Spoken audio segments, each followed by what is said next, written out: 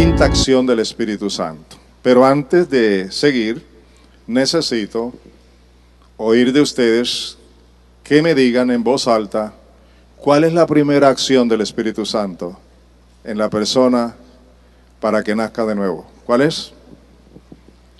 No lo piensen tanto, ya deben saberse. ¿Cómo? Le convence de pecado. ¿Y por qué le convence de pecado? Porque el hombre por naturaleza es incrédulo, es egoísta, no cree. Y no hay hombre que pueda hacer que esa persona crea, porque el pecado lo tiene ciego y lo tiene esclavizado. Entonces, el único que puede hacer que esa persona crea y acepte que es un pecador es el Espíritu Santo. No es obra de hombre, eso es obra del Espíritu Santo. ¿Cuál es la segunda acción del Espíritu Santo? ¿Cómo? ¿Le convence de qué? De justicia. Y le muestra la verdadera justicia de Dios. Que nosotros pecamos, somos los culpables, pero Dios manda a su Hijo para que acepte la culpabilidad nuestra. ¿Y cuál es la tercera acción del Espíritu Santo? Convence de juicio, que ya Dios estableció un juicio, que Satanás está vencido, que ya no tiene ninguna potestad sobre nuestras vidas y que estamos libres, no solamente del pecado, sino que también estamos libres del poder de Satanás. Glorioso eso, ¿cierto? Ahora díganme, ¿cuál es la cuarta acción del Espíritu Santo en este proceso? ¿Cómo? ¿Lo prepara para qué? Para que escuche la palabra de Dios, el mensaje de Dios. Y ese mensaje de Dios se compone básicamente de ¿cuáles dos cosas? Del arrepentimiento y de la conversión. Y ya hemos explicado sobre el arrepentimiento y también hemos explicado sobre la conversión. Hemos puesto ejemplos, espero que esto no le pase a usted por encima, sino que realmente produzca aquello para lo cual Dios le está dando esta palabra. Y aquí tenemos la quinta acción del Espíritu Santo.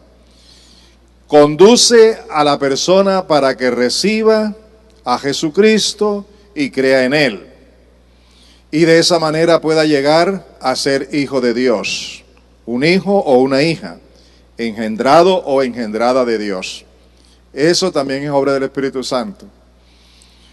Me convence de la condición de pecado, de la justicia de Dios, del juicio de Dios sobre Satanás, sobre el mal, y también me lleva al arrepentimiento, a entrar en la conversión, vivir como nuevo, pero luego nos dice, aquí está el que murió en la cruz por ti.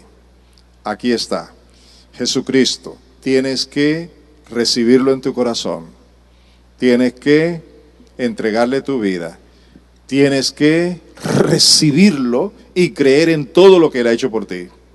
Que Él ocupó tu lugar. Tú tienes que aceptar eso, creerlo. Tú no lo has visto. Eso sucedió hace más de 2000 años.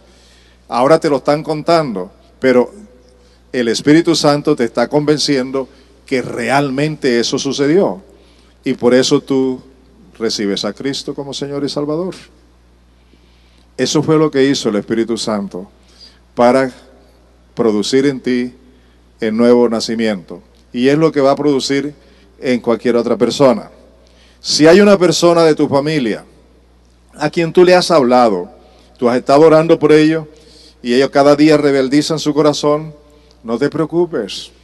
Dobla rodillas, clama a Dios, pide para que el Espíritu Santo obre en esa persona. Esa persona se va a convertir cuando el Espíritu Santo haya obrado en él. Si el Espíritu Santo no obra en él, no va a suceder nada. Y nosotros debemos clamar por ellos. Yo creo que nunca me lo han dicho, pero yo creo que alguien o muchas personas debieron orar por mí para que pudiera entender el Evangelio. Y Dios usó a una persona anciana para hablarme a mí del Evangelio. Y Dios tiene sus siervos para decir la palabra, pero el Espíritu Santo es el que hace la obra. ¿Están felices de que el Espíritu Santo haya obrado en sus vidas? Aún siendo pecadores, sin tener a Cristo en su corazón. Bueno, veamos cómo hizo esto para que tú le aceptaras a Él como Señor y Salvador. Veamos lo que dice la Escritura. Ustedes ya conocen esta Escritura porque ya la hemos estudiado, pero vamos a repasarla. No nos cuesta nada hacerlo y nos conviene hacerlo. Mire lo que dice. Mas a cuantos lo recibieron, acción de recibir. A los que creen en su nombre, quiere decir a los que creen en lo que Él ha hecho. Cuando habla de su nombre, que es sobre todo nombre, que es demasiado importante, que ¿por qué tiene un nombre tan importante? ¿Por qué está por encima de todo? Porque ha hecho una obra grande de redención, de salvación. Así que los que creen en su nombre quiere decir que están creyendo en la obra que Él ha hecho. ¿Y quién es Él para nosotros? Y su salvación para nosotros, el sacrificio que hizo. A ellos, a los que le reciben y a los que creen en su nombre, Él les da el derecho de ser hijos de Dios. Derecho de ser hijos de Dios. Y como dijimos y recibirlo. Cuando eso sucede es cuando tenemos el derecho de ser hijos de Dios. ¿No les parece demasiado importante? ¿Cuántos de ustedes tienen hijos pequeños? Y ya como usted ora, él lo ve orar y hace lo mismo. Y usted dice, este es un cristiano. No se engañe. Ese niñito, esa niñita necesita recibir a Cristo como Señor y Salvador. Y usted tiene que orar por él. Y usted tiene que enseñarle para que tenga un encuentro con el Señor. Y entregue su vida y se haga todo este proceso. A estos hijos de Dios, mire lo que dice. Estos, es decir, a estos que le dio el derecho de ser hijos de Dios, estos no nacen de sangre, ni por deseos naturales, ni por voluntad humana, sino que nacen ¿de quién? ¿Que nacen de quién? Que nacen de Dios. ¿Ahora comprenden la razón del título de este estudio? ¿Cuál es el título de este estudio? Hijos de Dios, nacidos de Dios. Nacidos de Dios. Así es como se produce ese nuevo nacimiento en todo ese proceso que el Espíritu Santo hace. Ahora, ¿dónde está el milagro de todo esto? Que yo llamo esto proceso, pero realmente no es un proceso. Esto es algo que el Espíritu Santo hace instantáneamente, así rápido en la vida de la persona. Y tengo ejemplos para demostrárselo, pero dejemos que sea más adelante.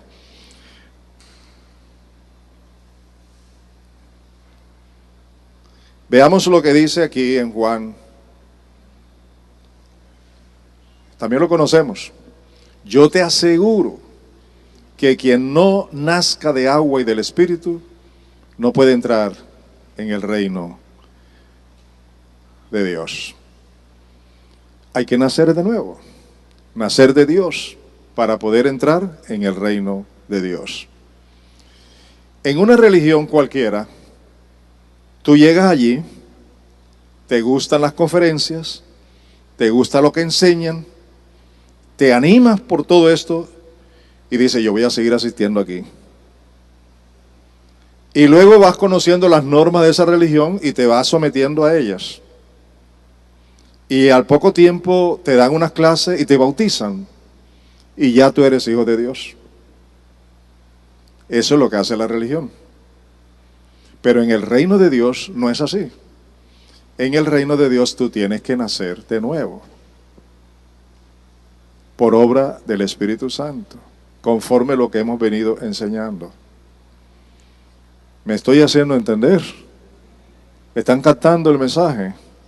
Todo eso lo ha hecho el Señor en su vida, pero ahora hay que apreciarlo, valorarlo más.